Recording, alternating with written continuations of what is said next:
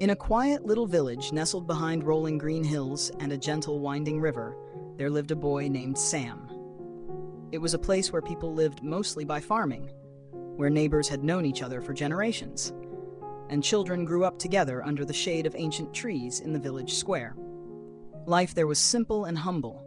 There were no tall buildings or blaring car horns, but it was warm with the spirit of community and neighborly love. However, for Sam, childhood wasn't as complete or carefree as it was for other kids. He was a poor child, very poor. Sam lived with his mother, younger brother, and little sister in a small clay house with a moss-covered tile roof, tucked away at the edge of the village. His father had passed away when Sam was still very young. He couldn't clearly remember his father's face, only that he had been a gentle man who worked hard to provide for his family. His death left a gaping void in the heart of Sam's mother, a young woman, physically frail but incredibly strong in spirit. Her name was Grace, a woman respected by everyone in the village. Despite the burden of raising 3 children on her own, she never complained or gave up. Every morning, while the sky was still heavy with mist, she would rise to light the stove, cook rice, wash clothes, and prepare for a long day working in the fields. Behind their house was a small garden where she grew greens, tomatoes, and pumpkins, just enough to feed the family from day to day. It was from her that Sam learned his earliest lessons about perseverance, kindness, and the value of honest labor. By the world's standards, Sam wasn't an extraordinary child. He had no fancy toys, no shiny new bicycle to ride to school, and no father to pick him up like his classmates. But Sam had a warm heart and eyes that sparkled with hope. From a young age, he was more mature than other kids his age. He didn't cry when he fell down, never whined for snacks, and was always ready to lend a hand, especially to his mother. Each morning, when dew still clung to the vegetable leaves, Sam would go out to the garden with his mother. He rolled up his sleeves, carried water, pulled weeds, and learned to distinguish between cabbage and wild grass. Under the soft morning sun, the sight of the thin little boy working quietly beside his mother often made passers-by pause. One villager once told Grace, "That boy of yours will grow up to be a good man. He understands sacrifice from a young age."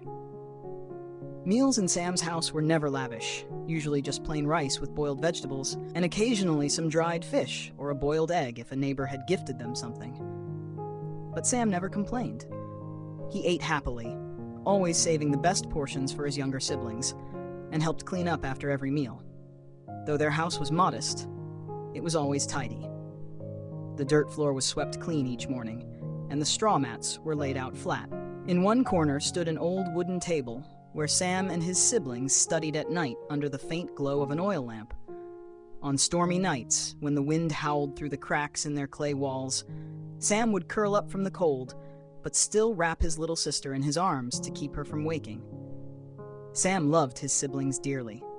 His brother, John, was 8 years old, an energetic boy full of curious questions.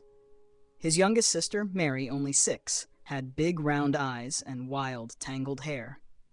They didn't fully understand the weight their older brother carried, but they chirped happily around him, laughing and seeing him as their hero. After school, Sam often gave his snacks to the kids and squeezed in time to study while his mother worked.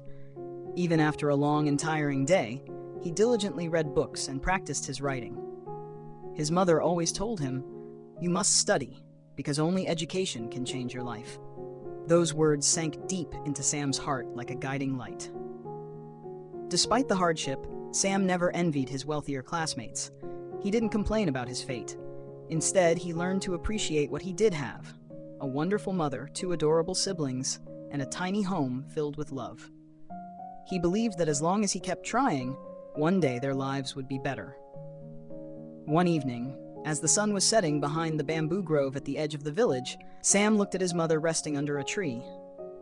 Her eyes were sunken with exhaustion, but she still smiled as she watched her 3 children playing. Sam silently thought to himself, "I have to be stronger. I must take on the role that father left behind." And from that moment on, a poor boy began a journey, not just with the dream of changing his life, but with a heart that refused to give up. That year, winter came earlier than usual, Cold winds swept through the village rooftops, slipping into every crack between the tiles, into the dry, crumbling earthen walls. In the small house at the edge of the village, the air grew heavy and somber. Sam's mother, the strong woman who had carried the family since her husband's death, began to show signs that something was wrong. It started with a mild cough, then came the unusual fatigue. Sam's mother no longer woke up early as she used to. She began skipping meals, her eyes dull, her shoulders, already frail, now sagging more than ever. Still, she tried not to let the children worry. Every time Sam asked, she forced a smile and said, "I'm just a little tired, my dear. I'll be fine soon." But Sam was no longer a carefree child. He sensed that something was coming, something more serious than the hunger and poverty they had long endured. He began taking on more responsibilities, waking up early to cook, tending the vegetable garden, washing his sister's clothes, helping his brother with homework. Every time he saw his mother lying silently on the bamboo bed, her breath shallow, his heart tightened. The villagers began whispering. They said Sam's mother had fallen seriously ill. Some kind neighbors brought herbal medicines, a little rice, or a bottle of medicated oil to help. But in that small village, there were no hospitals, no doctors, only faith in the heavens and the endurance of the human spirit. There were nights when Sam sat beside his mother's bed, holding her gradually cooling hand, trying to hide his tears. He didn't want her to see him weak. But inside, panic began to rise. If she didn't make it, what would he do? What would happen to his siblings? "I'm just a child," he thought. One night, the sky was full of stars, and the wind whistled through the bamboo groves like the earth itself was sighing. In the silent room, Sam's mother slowly opened her eyes. She turned to look at her son, sitting slumped beside the bed, his eyes red from too many sleepless nights. "Sam?" Her voice was barely a whisper, like the breeze, but full of tenderness. Sam jumped up and grabbed her hand. "You're awake. Do you feel better, Mom?" She smiled, weakly but gently. "I want you to promise me something." Sam froze, his throat tightening. "Tell me, Mom, I promise." She looked into her son's eyes, this thin little boy who carried a heart braver than any grown man. "Promise me. You will take care of John and Mary. No matter what happens, you must not give up. No matter how hard life gets, you must keep going. Be strong, be kind, and never lose hope." Sam bowed his head, tears falling onto her hand. I promise, Mom. I won't let them go hungry. I'll do everything. Just please don't leave us." His mother said nothing more. She only gave his hand a faint squeeze, a small gesture, yet it carried all the love and trust a mother could ever give. In her tired eyes, there was no longer fear, only peace. She knew her son would walk the path she could no longer follow. A few days later, as the morning sun gently rose over the roof, Sam's mother passed away. No cries cursing fate, no words of complaint. She left the world as she had lived, quietly, with strength, and full of love. Sam knelt beside the bed, holding the cold body that had once cradled him through so many years. He didn't scream or wail like a child.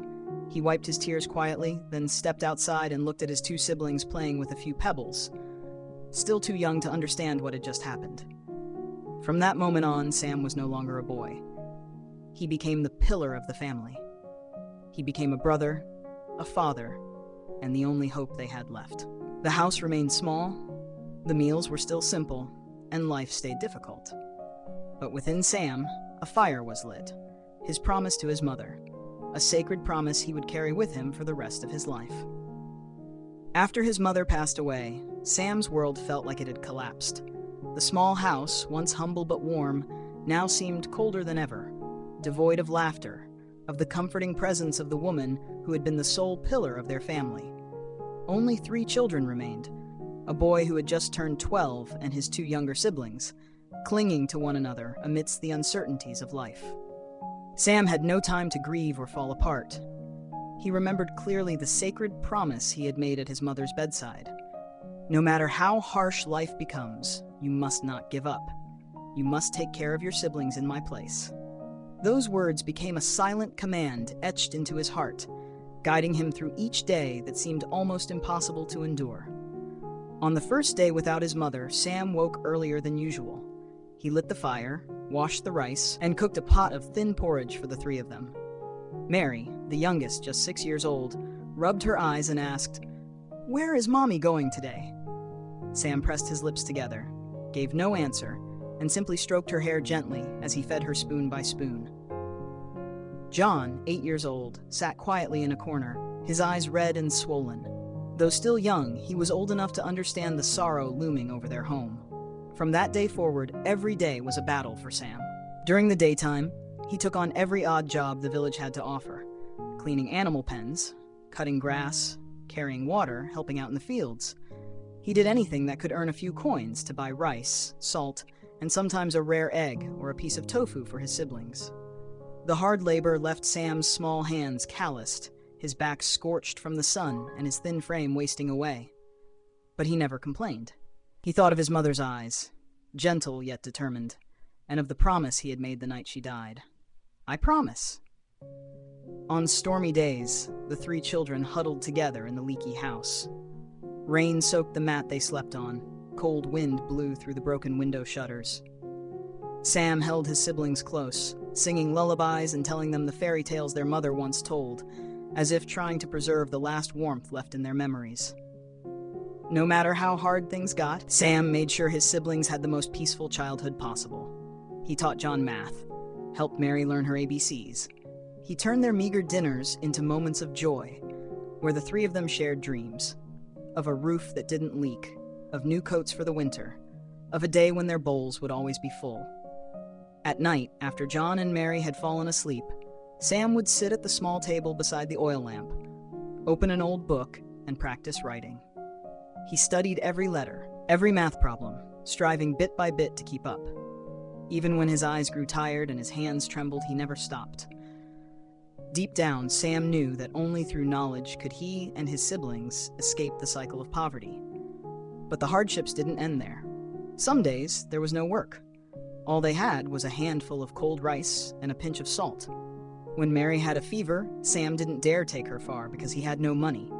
Instead, he soaked a towel in cool water, placed it on her forehead, and stayed awake the entire night watching over her. In those moments, Sam felt helpless, but he forced himself to keep going, knowing that his siblings were relying on him completely. The pain of losing their mother hadn't even faded when the weight of survival had already fallen squarely on Sam's shoulders. But miraculously, he never lost his kindness. One day, while carrying water for a job, Sam saw a small child fall and scrape their knee, crying loudly.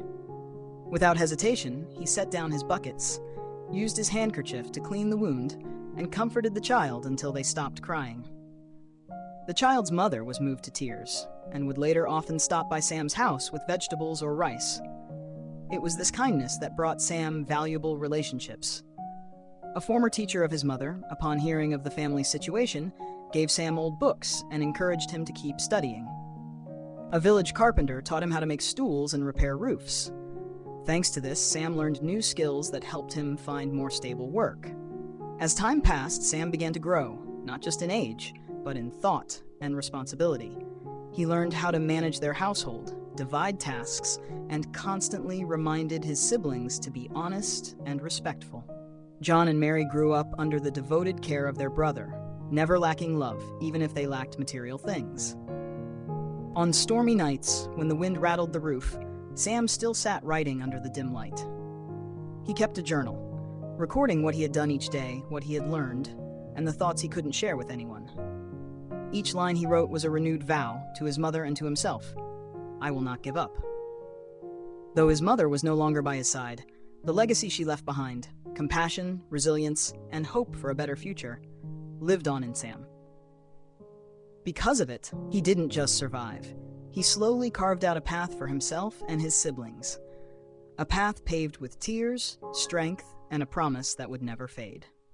Each passing day in Sam's life was an unending struggle. He worked tirelessly to support his 2 younger siblings, but one thought weighed heavily on his mind.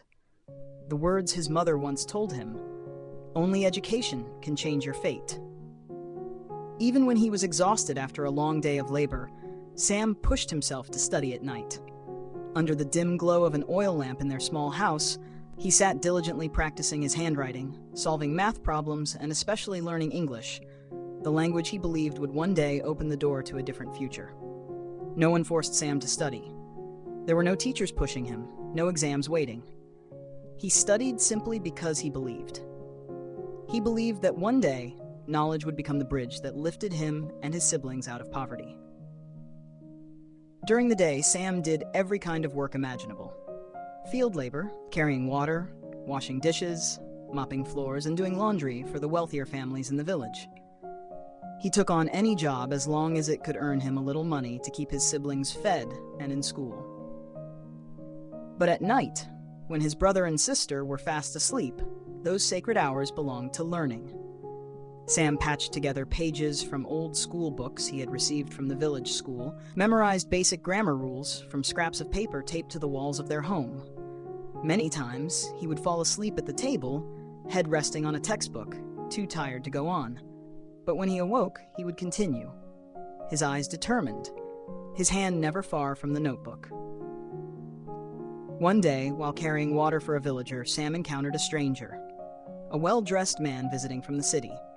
The man was there to see relatives, and when he saw how polite and hardworking Sam was, and that he could even hold a basic conversation in English, he asked with surprise, "Where did you learn this?" Sam shyly answered, "I taught myself, at night, after work." The man looked at the skinny boy standing before him with a mix of surprise and admiration.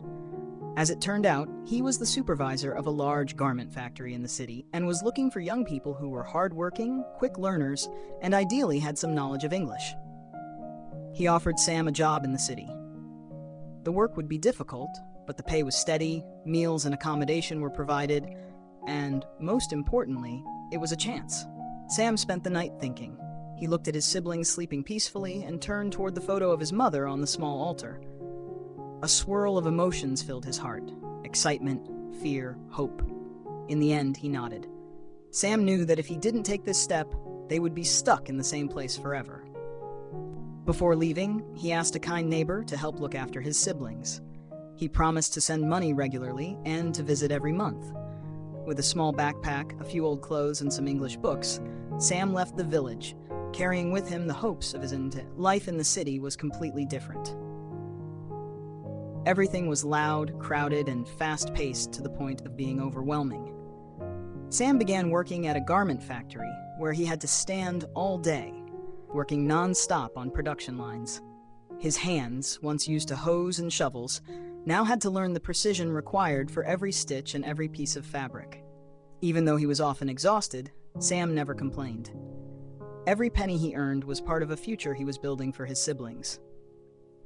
He sent money home faithfully, reminded his brother to study hard, told his sister to eat well and not cry when she missed him. At night, after his shift, Sam continued his English lessons. He borrowed books from the public library, used free online resources at internet cafes, and even recorded his own voice to practice pronunciation. At first, his co-workers at the factory saw him as just a country boy, but they slowly became impressed by his relentless effort. Sam didn't just study. He reached out to make friends with kind-hearted people in the city. Some of them helped him review for the entrance exam to a night school. Sam enrolled in evening classes, and despite dark circles under his eyes, he showed up after every shift with unshakable determination. When a teacher asked, "Why do you want to learn English so badly?" Sam simply smiled and said, "Because it's the road to my future." During those years, Sam worked and studied at the same time, often sleeping only a few hours a night. But he never complained. The more he learned, the more he realized how vast the world was, and how many opportunities were out there, if only one had the knowledge and the will. A year later, the factory supervisor, the same man who brought Sam to the city, recommended him for a better position at a large company, looking for someone with communication skills and a strong work ethic. Sam went to the interview fully prepared and determined. He told them his story, about his mother, the promise he made, his two siblings, and his relentless pursuit of education. The interviewers sat in silence. They didn't just see a job candidate. They saw a person with inner strength, a living example of what perseverance and education could achieve. Sam got the job. It was the first major turning point in his life. The new position gave Sam a better salary, a more professional work environment, and long-term career potential. he was able to rent a bigger house and bring his two siblings to live with him in the city. From then on, Sam's family was no longer just three lonely children at the edge of a forgotten village. They were three young people rising together in a bustling city, writing the next chapter of their shared dream. Life in the city, though busy and harsh, became a series of small steps forward for Sam on his journey to fulfill the promise he made to his mother. His new job at the company provided him with a more stable income, allowing him to pay for John and Mary's school fees and even save a little for the future. But life isn't just about material needs. As Sam matured, he began to feel an emptiness inside, a quiet loneliness that he couldn't quite name. Then someone appeared, like a cool breeze blowing through a barren desert. Her name was Lily. They met for the first time at the community library, where Sam often borrowed English books and study materials. That day, Lily was sitting at a wooden table by the window, reading softly to a few underprivileged children. Sam was nearby and happened to overhear her story, a simple fairy tale filled with compassion. Her voice was gentle and soothing, and her eyes sparkled as she looked at the children. That image made Sam's heart, long frozen by hardship, skip a beat. Lily noticed Sam's gaze. She smiled. Sam nodded politely, then looked back down at his book. But from that moment on, he realized he had started to care about someone, in a way he'd never thought possible. They kept running into each other, at the library, at the park near Sam's workplace. Lily was a volunteer teacher, giving free lessons to street children. Though she came from a well-off family, she had chosen a simple life, full of kindness and giving. One day, Sam helped a boy who had fallen on the road. Lily saw it and approached him. "Do you live around here? I've noticed you often helping people." Sam smiled lightly. "Not really. I'm from a small village. I came here to work and study." Lily asked, "What are you studying?" "English, communication, life skills, anything that helps me become a better person." She looked at him for a long moment, then said softly, "I think you already are." From then on, they began to talk more. At first, it was just small greetings, but gradually they turned into walks around the lake, Sunday afternoon coffees, and reading together at the library. Lily asked Sam about his life, and he told her everything. About his mother, the promise, and the two siblings he cherished like treasures. He didn't dramatize or complain. He just spoke calmly, his eyes distant but steady. Lily was moved. Sitting before her was a young man who had endured great pain and hardship, yet still carried a kind and resilient heart. She admired Sam's strength, and more than that, her heart began to feel something new, a quiet warmth she had never felt before. Their friendship slowly blossomed into something deeper. Sam had never imagined he would fall in love.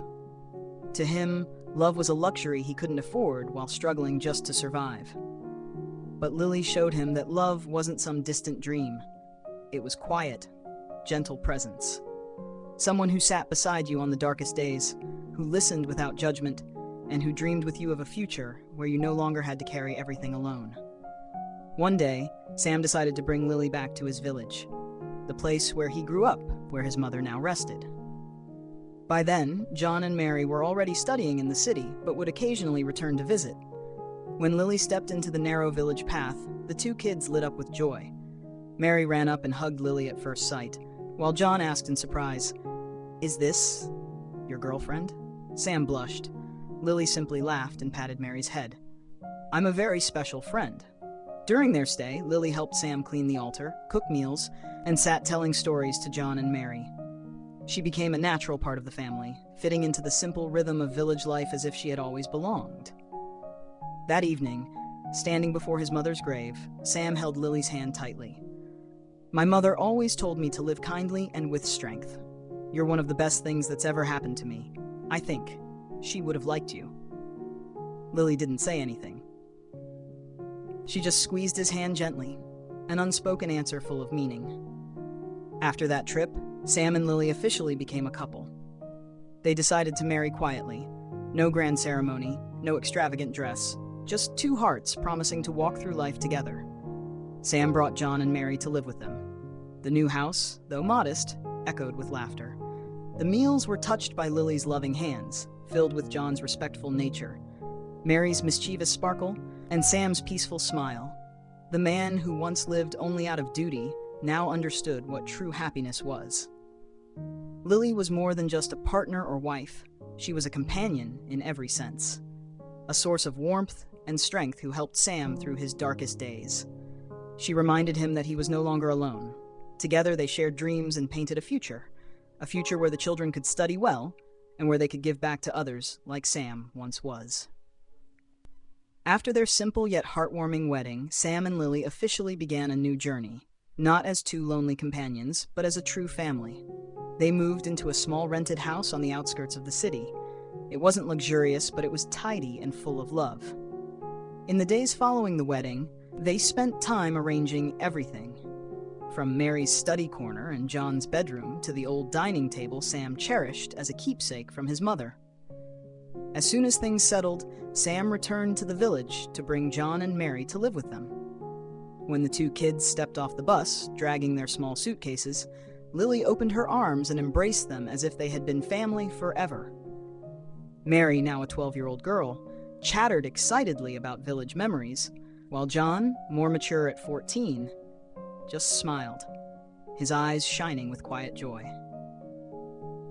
Sam looked at his three most beloved people gathered around the dinner table in that cozy space, and his heart swelled with a feeling he couldn't name.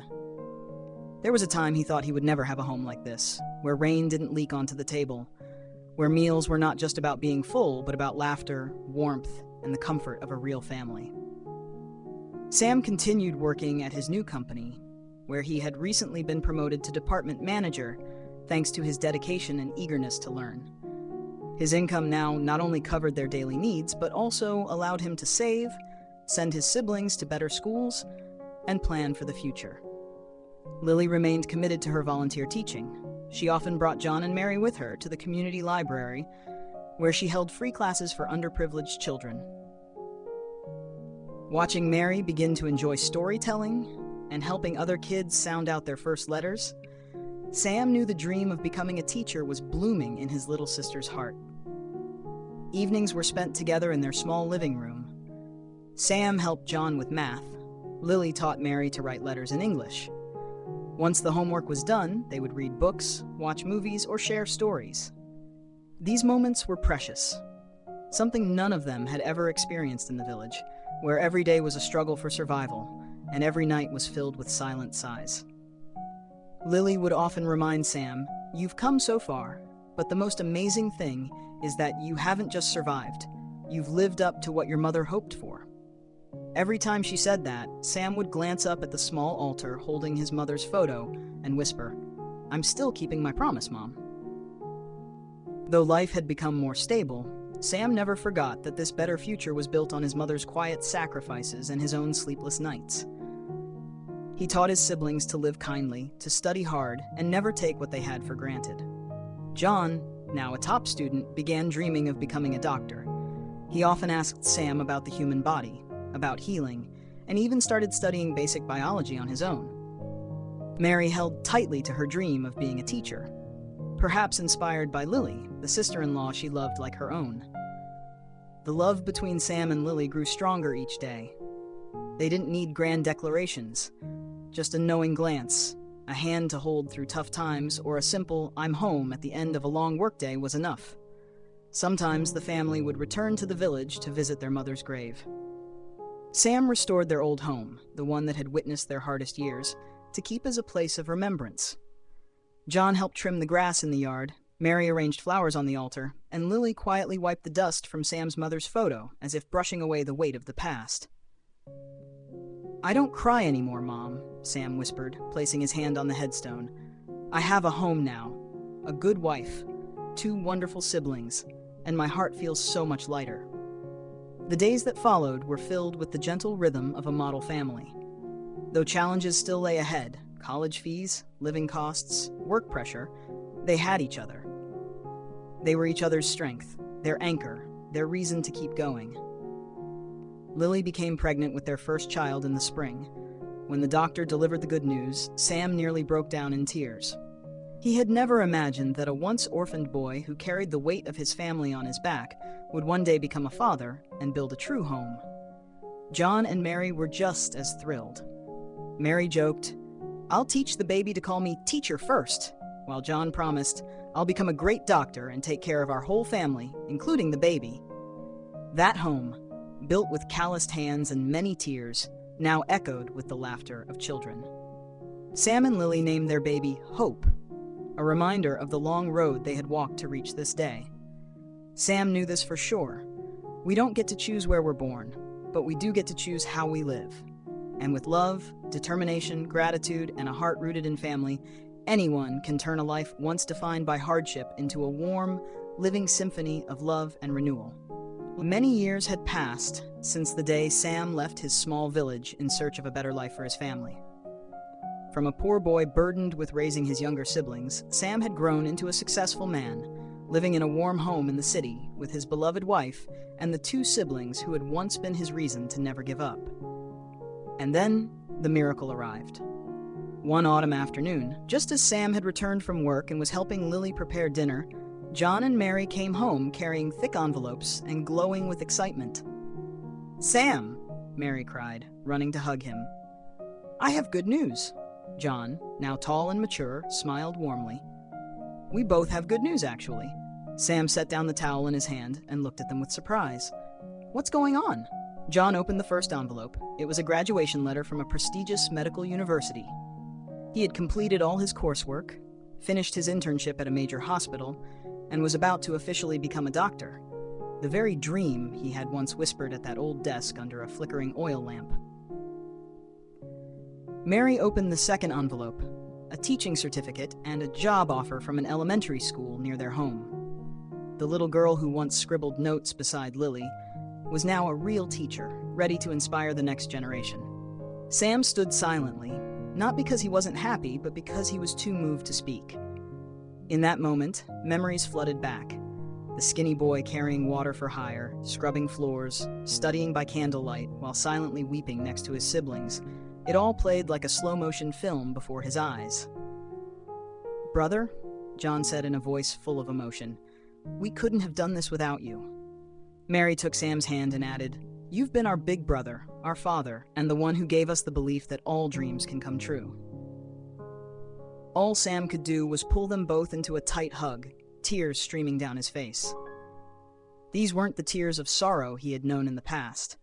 They were pure tears of joy, a feeling he had never truly experienced in all those long, difficult years.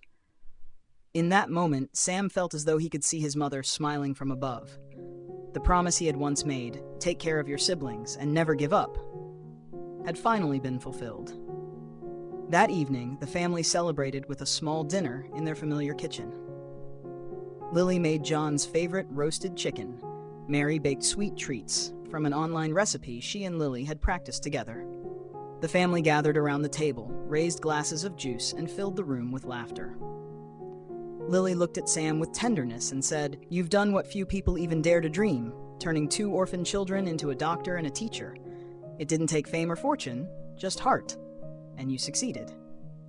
Sam smiled and said nothing. Because he understood. Success isn't applause or accolades.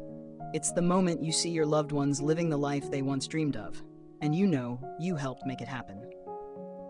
A few weeks later, John began working at a city hospital. Yet in his heart, a bigger dream remained: to open a free clinic in their old village, where so many couldn't afford medical care, where their mother had once passed away without receiving proper treatment. Sam didn't hesitate. He supported John financially and helped with legal procedures, working with him to build a small clinic in the center of the village. When the sign "Community Clinic Dr. John" was raised, villagers flocked not just to seek care, but to embrace land's son, the boy who had returned to repay the place where he was born. Meanwhile, Mary, with her ever-radiant smile, began teaching at a public elementary school in the city. She often shared stories of her difficult childhood, inspiring her students with gratitude and resilience. She loved her job the way Lily had once loved teaching homeless children, quietly, fiercely. Sam, now a senior manager at his company, continued to work but also began writing. He shared his life story on forums that inspired thousands. He became a role model for young people across the country. You don't need a perfect starting point, just a steadfast heart and unshakable will, and even the most distant dream can come true. Whenever someone asked Sam, "What makes you most proud in life?" he would simply reply, "Not my title, not my income, but the moment my brother saved a poor patient's life, the moment my sister taught a child to read, and the look of peace in my wife's and child's eyes." Yes, the old dream, that simple yet powerful dream, had finally become real. There was no miracle, only a promise, a resilient heart, and a love that held firm like roots deep in the earth. Life seemed complete. Sam had a happy family with Lily. John and Mary were both successful, his job was stable, and their little house in the city was always filled with laughter. But like so many times before, life never stops testing us. One early winter morning, as Sam arrived at work as usual, he was called into an emergency meeting. The director delivered shocking news. The company would shut down within 3 months due to prolonged financial losses. Sam was stunned. He had worked at this company for nearly 10 years, rising from a junior employee to a department manager. Every document, every chair in the office held traces of his relentless effort, and now all of it was about to disappear. On his way home that day, the sky felt grayer than usual. Sam didn't know how to break the news to Lily, who had always believed in him, or to his siblings, who had always looked to him as their pillar of strength. That evening, Sam said nothing. He barely touched his food, then quietly did the dishes. Lily noticed something was off. She approached him gently and asked, "Something happened at work, didn't it?" Sam forced a smile, but his voice was hoarse. "The company is shutting down. I'm going to lose my job." Lily didn't react right away. She just stepped closer and hugged him from behind. "Then we'll find a new job. We've overcome worse, remember?" It was the first time Sam cried since his mother passed away. Not out of fear of poverty, but because he was afraid he could no longer be the strong foundation his family relied on. But Lily's eyes, full of trust, reminded him he had never fought alone. In the days that followed, Sam began sending out job applications everywhere. He went to interviews, submitted resumes, and took online courses to improve his skills. But the job market was highly competitive, and his age was no longer an advantage. He faced rejection after rejection. Still, Sam refused to give up. Every morning, he woke early, dressed as if going to work, and spent the entire day searching for opportunities. In the evening, he studied communication, management, and advanced English. Even while unemployed, he never stopped learning, because he believed when one door closed, another would open. During this difficult time, Sam received a special letter. It was from a little boy in Mary's class, written in messy handwriting. "Dear Uncle Sam, Miss Mary says you're the kindest person she knows. I want to be like you. I'll study hard so I can help my mom like you helped yours and your siblings. Thank you for inspiring us." Sam read that letter over and over, not because of its content, but because it reminded him of something he had nearly forgotten. He wasn't just a man working for a paycheck. He was someone who made a difference, a source of hope, a role model, someone who lit a spark in those who had once felt as lost as he had. An idea began to form. Instead of waiting endlessly for a similar job, Sam decided to shift direction. He began offering free motivational talks at the local library, speaking to underprivileged students and young people about resilience, overcoming hardship, and learning to believe in themselves. Lily joined him, helping craft the content, invite attendees, and prepare materials. John and Mary handled communications, designed flyers, and organized their first gathering. To their surprise, over 50 people attended. Sam shared his life story, from a boy who lost his mother and raised his siblings while working manual labor jobs, to a man who found meaning in helping others. He didn't preach, he simply spoke from the heart. After the talk, a poor mother approached with tears in her eyes. "Thank you. Your story gave me the courage to start over. I thought hope was gone." That was when Sam realized maybe this was his new calling, not in a large corporation, but in the community. Not just working to live, but living to give. He and Lily founded a small nonprofit organization dedicated to helping disadvantaged youth. They offered soft skills training, English classes, and career guidance. They connected with people who had overcome adversity, like Sam, to share their journeys, creating inspiration and opening new doors for those still struggling. Though the income wasn't much, Sam felt richer than ever, because he had purpose, value, and the power to change lives.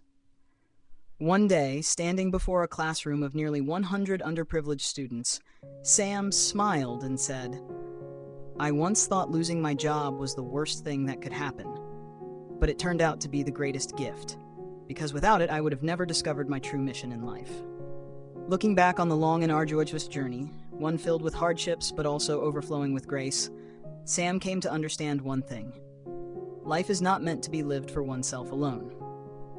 After everything he had been through and received, a growing desire began to take shape within him, to repay life through meaningful action. The idea of giving back to the community didn't arrive all at once. It formed gradually, through the smallest moments.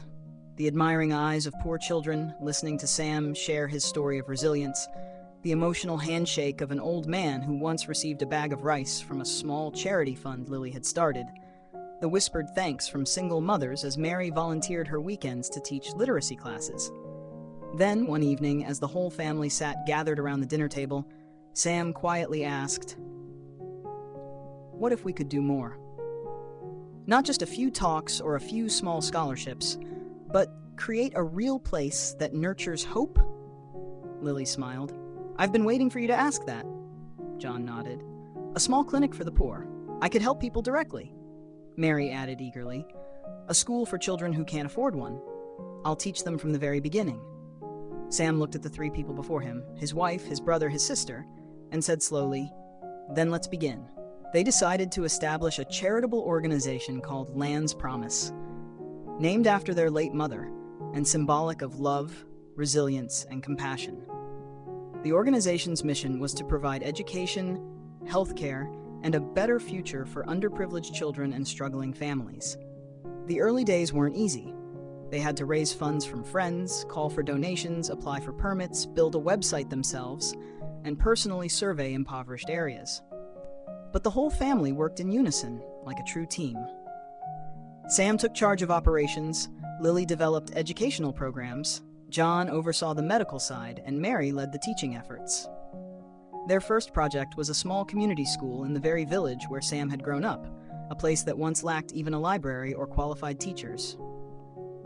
They renovated an old house into a classroom, set up donated desks and chairs, repainted the walls, hung up whiteboards, and most importantly, offered free admission to all poor children.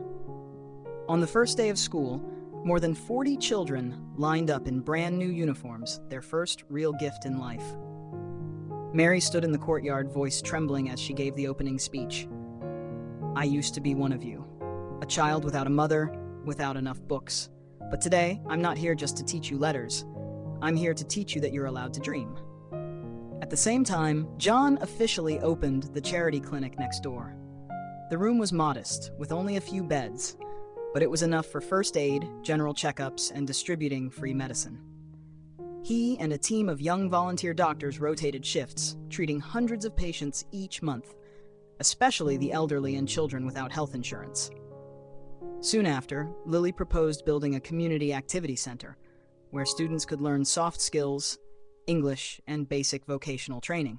Free movie screenings, book clubs, and summer volunteer camps slowly took shape, even attracting parents to participate. What once was a poor wooden village was now transforming into a model community, where children could learn, the sick could be cared for, and silent dreams were nurtured with real love. Land's Promise began gaining recognition. Philanthropists, businesses, and NGOs offered support.